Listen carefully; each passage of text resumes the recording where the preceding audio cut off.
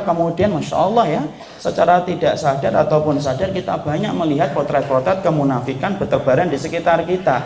Bisa jadi dia menjadi korban, atau bisa jadi dia itu kemudian menjadi penyeru atas kemunafikan tanpa dia sadari karena jauhnya dia dari syariat Allah. Tapi tahukah kita, masalah kemunafikan itu bukan masalah yang ringan. Makanya kalau kita perhatikan di dalam tafsirnya para ulama, sampai-sampai Ibnu Abi Mulaikah itu berkata, Ra'aitu salasina min sahabiyya Rasulullah. Aku ini melihat, aku mendatangi, aku ngetok pintunya rumah para sahabat. Aku ketok mereka rumahnya satu persatu. Aku lihat apa sih yang paling mereka khawatirkan dan apa yang paling mereka takutkan. Ternyata kemudian Ibnu Abi Mulaikah itu berkata, dinukil oleh Imam Ibnu Katsir di awal-awal tafsir surat Al-Baqarah. Maka kemudian Ibnu Abi Mulaikah berkata, sesungguhnya ketika aku menjumpai 30 sahabat, tidak ada loh perkara yang paling mereka khawatirkan dalam kehidupan iman mereka, kecuali yang paling mereka khawatirkan itu adalah menjadi munafik. Makanya sampai Umar bin Khattab itu kalau ada mendapati seorang sahabat itu mati, meninggal dunia, wafat, maka beliau tidak akan mensolati sebelum dia melihat Hudzaifah ibnul Yaman itu sholat atau enggak. Kenapa? Yang memegang rahasia siapa sahabat yang pernah atau siapa orang yang hidup pada zaman Rasul di mana Nabi mengatakan itu munafik, yang memegang rahasia itu Hudzaifah ibnul Yaman. Makanya kalau kemudian Umar bin Khattab ngelihat bahwasanya Hudzaifah itu kemudian tidak sholat, maka Umar itu tidak mau sholat. Saking pinternya Umar, pernah ketika Umar bin Khattab menjadi khalifah, maka Umar bin Khattab itu cerdas. Kemudian dia bertanya, ada nggak di antara bawahan-bawahanku ini ada yang menjadi munafik? Kelihatannya tidak ada, untuk memancing Hudzaifah.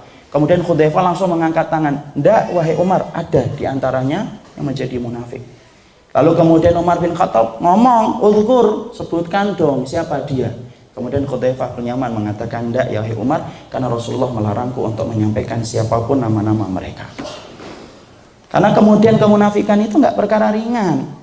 Bahkan kalau kemudian kita perhatikan penjelasan apik yang dijelaskan oleh Imam Ibnu Katsir. Imam Ibnu Katsir itu sampai ngomong di awal-awal surat Al-Baqarah ketika menerangkan keutamaan yang dimiliki surat Al-Baqarah. Ingat loh ikhwan, surat Al-Baqarah itu keutamanya besar. Ya, kalau antum dan ikhwan dan akhwatnya anak saya wajibkan untuk hafal surat Al-Baqarah.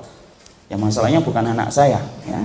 Tapi saya wajibkan. Kenapa? Rasul itu kalau merintahkan orang pergi dalam safar, Rasulullah tanya, siapa yang hafal surat Al-Baqarah? Ana ya Rasulullah, kamu yang jadi amirnya. Kalau ada sahabat-sahabat yang meninggal dunia, kemudian lubang lihatnya cuma satu karena perang, tidak bisa untuk digali lubang satu persatu, Rasulullah selalu nanya, siapa ini yang hafal surat Al-Baqarah? Fulan ini ya Rasulullah, dahulukan dia. Kenapa? Karena dia hafal surat Al-Baqarah. Mungkin kalau sekarang susah dipraktekkan. Ini siapa ini yang hafal surat Al-Baqarah? Tidak ada. Udah bareng-bareng aja. Di antara keutamaan yang dimiliki oleh surat Al-Baqarah itu menceritakan sepak terjang tentang orang-orang munafik. Bahkan secara apik Imam Ibnu Katsir itu berkata, sesungguhnya kalau kita detail memperhatikan surat Al-Baqarah, kita akan dapati sesungguhnya Allah menceritakan tentang orang yang bertakwa. Allah itu hanya menceritakan 4 ayat. Alif lam mim dzalikal kitabul la raiba fihi hudal lil muttaqin alladzina yu'minuna bil ghaibi. Sampai kemudian 4 ayat itu cerita tentang orang yang bertakwa. Berapa ayat? 4. Tapi ketika Allah cerita tentang orang-orang kafir, Allah cerita berapa ayat Ustaz? 2. Innal ladzina kafaru sawaun alaihim a'andartahum am lam tundirhum la yu'minun. Itu cerita tentang orang kafir. Khatamallahu ala qulubihim wa ala samihim. Itu cerita tentang orang kafir. Berapa ayat Ustaz? 2 ayat. 2 ayat tok. Tapi perhatikan, ketika Allah kemudian menceritakan tentang orang munafik, 4 ayat kata siapa? 5 ayat kurang, 6 ayat enggak, berapa? 13 ayat.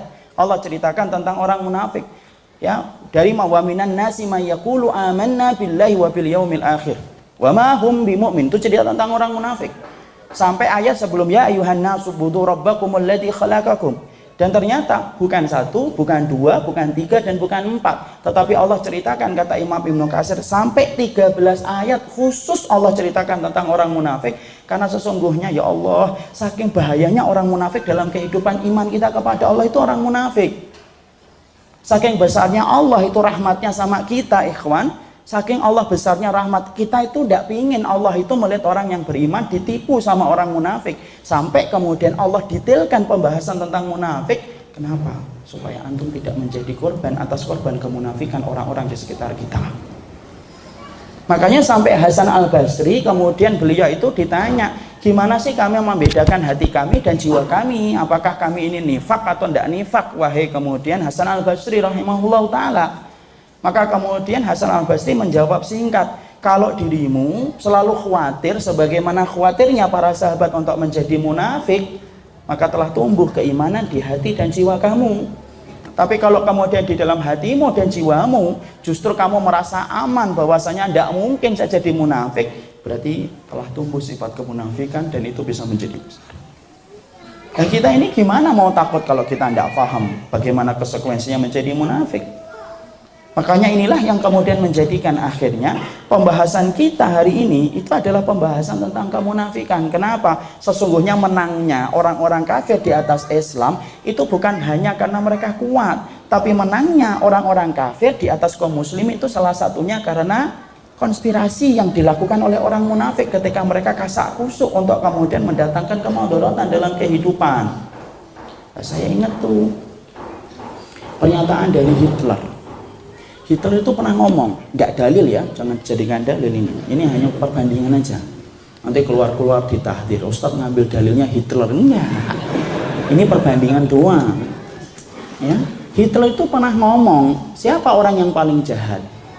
Lalu kemudian Hitler itu berkata, orang yang jahat itu yaitu adalah orang-orang yang membantu saya untuk menjajah negaranya. Saya ketika pernah membaca quote-nya dari Hitler ini, entah benar ataukah hendak datang dari dia itu juga tidak penting bagi saya.